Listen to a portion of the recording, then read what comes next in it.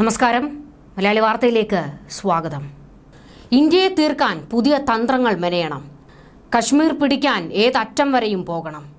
ഇതാണ് അസിം മുനീറിന്റെ ഉള്ളിലുള്ള ഒരേ ഒരു ചിന്ത. പാകിസ്ഥാൻ ഭരണകൂടം അസിം മുനീറിന് ഇപ്പോൾ കൂടുതൽ അധികാരങ്ങൾ കൂടി കൊടുത്തിരിക്കുകയാണ്. എത്ര വലിയ അധികാരത്തിന്റെ കൊമ്പത്തോട്ട് അസിം മുനീർ കയറിയാലും ഇന്ത്യയുടെ നെഞ്ചത്തേക്ക് വന്നാൽ തിരിച്ച് പാകിസ്ഥാന്റെ തലയെടുക്കും. അസിം മുനീറിന്റെ തല തീർക്കുകയും ചെയ്യും.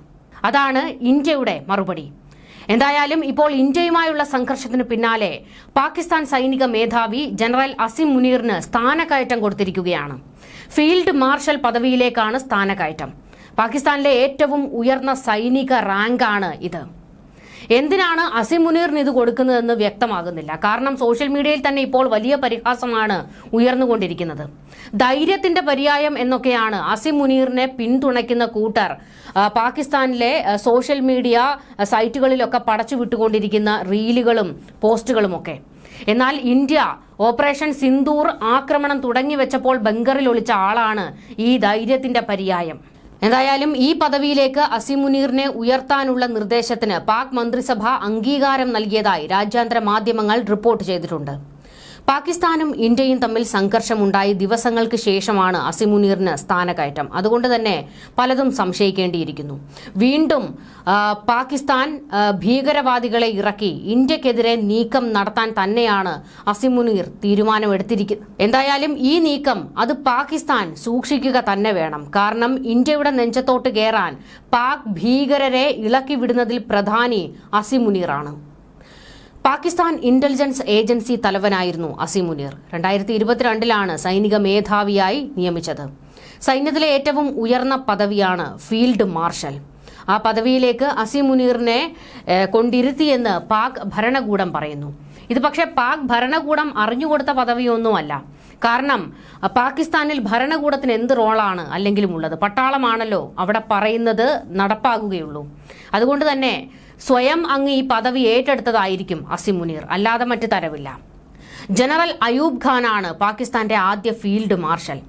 ഫീൽഡ് മാർഷലായി അയൂബ് ഖാൻ സ്വയം പ്രഖ്യാപിക്കുകയായിരുന്നു.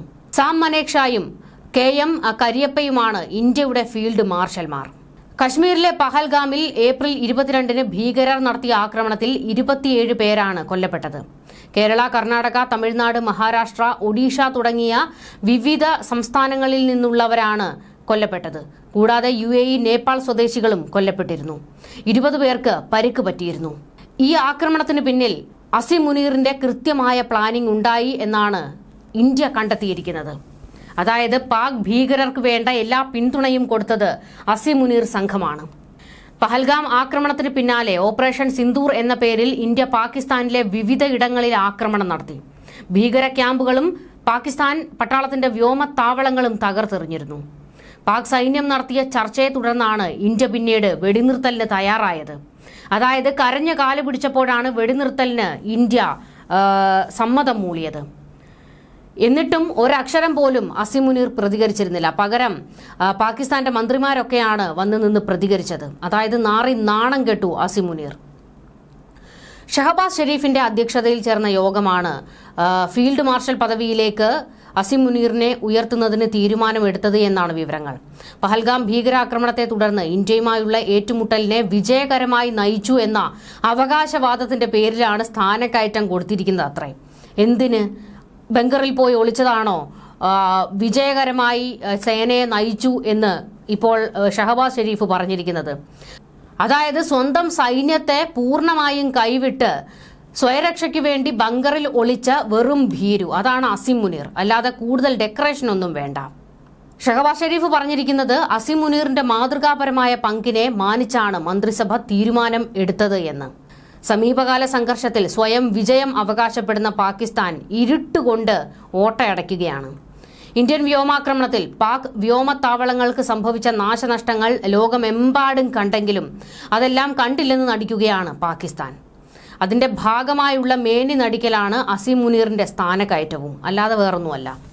പാക് സൈനിക കോടതികളിൽ സാധാരണ പൗരന്മാരെ വിചാരണ ചെയ്യാമെന്ന നിർണായക വിധി പാക് സുപ്രീം കോടതി പുറപ്പെടുവിച്ചിരുന്നു. ഇതോടെ ജനാധിപത്യത്തെ അടിച്ചമർത്താൻ മോഹിക്കുന്ന അസിം മുനീറിന് സ്വതന്ത്ര അധികാരം കിട്ടിയിരിക്കുകയാണെന്ന് റിപ്പോർട്ടുകൾ പുറത്തുവരുന്നത്. ഫീൽഡ് മാർഷൽ എന്ന പരമോന്നത പദവിയിൽ എത്തിയതോടെ അസിം മുനീർ കൂടുതൽ കരുത്തനാകുകയാണ്. അസിം മുനീർ ഒരു ജിഹാദിയാണ്. ഇന്ത്യക്കെതിരെ എന്തും ചെയ്യാൻ ഭീകരർക്ക് അനുവാദവും പിന്തുണയും സഹായങ്ങളും കൊടുക്കുന്നയാൾ. പഹൽഗാം ഭീകരാക്രമണത്തിന് ഭീകരർ കച്ചകെട്ടി ഇറങ്ങിയത് അന്നേക്ക് 6 ദിവസം മുൻപ് അസിം മുനീറിന്റെ വിഷം തുപ്പുന്ന ഇന്ത്യ വിരുദ്ധ പ്രസംഗം കാരണമാണെന്ന് ചില വിലയിരുത്തലുകൾ വന്നിരുന്നു. ഹിന്ദുക്കൾക്കും ഇന്ത്യക്കും എതിരെയായിരുന്നു ഇയാളുടെ വിഷം പുരട്ടിയ വാക്കുകൾ.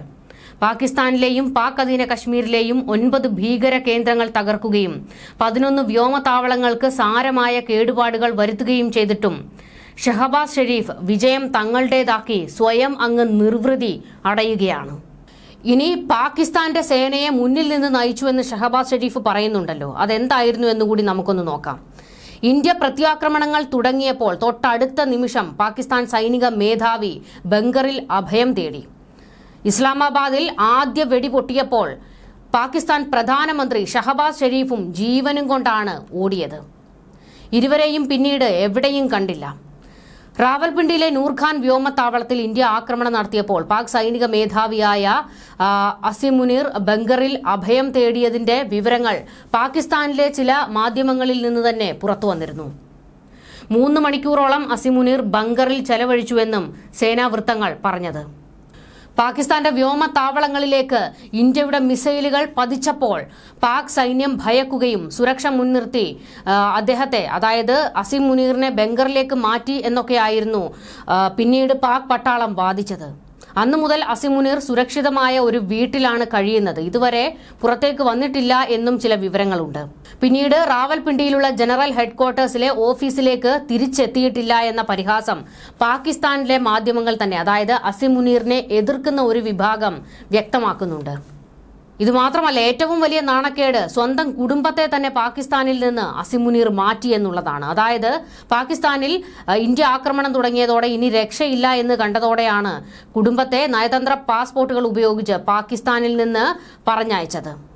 അസിം മുനീർ പോലും ഞെട്ടിവിറച്ചത് റാവൽപിണ്ടിയിലെ സൈനിക കേന്ദ്രങ്ങൾക്കടുത്ത് ആക്രമണം ഉണ്ടായി എന്നുള്ള ഘട്ടത്തിലായിരുന്നു. ഇതോടുകൂടിയാണ് സൈന്യത്തോട് നിങ്ങൾ എന്ത് വേണേ ചെയ്തോ എന്ന് പറഞ്ഞുകൊണ്ട് ജീവനും കൊണ്ട് ഈ ധൈര്യത്തിന്റെ ആൾരൂപം രക്ഷപ്പെട്ട് ഓടിയത്. പക്ഷെ ഒരു കാര്യമുണ്ട്, അസിം മുനീറിനെ ഇന്ത്യ ഭയക്കണം. കാരണം നേർക്ക് നേർ നിന്നുള്ള ആക്രമണമല്ല അസിം മുനീർ പട്ടാള മേധാവി കസേരയിലേക്ക് എത്തിയതു മുതൽ ഇന്ത്യക്ക് നേരെ നടത്തുന്നത്. ഭീകരാക്രമണങ്ങൾക്ക് എല്ലാ സഹായവും കൊടുക്കുന്ന രീതിയാണ് അസിം മുനീറിൻ്റേത്. ജെയ്ഷെ മുഹമ്മദ്, ലഷ്കർ തുടങ്ങിയ ഭീകര ഗ്രൂപ്പുകളുടെ തലവന്മാരുമായി ഏറ്റവും അടുത്ത ബന്ധമുള്ളയാളാണ് പാക് പട്ടാള മേധാവി. ഇയാൾ ഇന്ത്യക്ക് നേരെ ഭീകരാക്രമണത്തിന് എല്ലാ സഹായങ്ങളും കൊടുക്കുന്ന ആളാണ്. പാകിസ്ഥാനിൽ പലയിടത്തായി ചിതറിക്കിടക്കുന്ന ഭീകര കേന്ദ്രങ്ങളിലേക്ക് അവർക്ക് വേണ്ട ആയുധങ്ങളും ഫണ്ടിങ്ങും എല്ലാം എത്തുന്നതിൽ മുൻകൈയെടുത്ത് പ്രവർത്തിക്കുന്നത് അസിം മുനീറാണ്.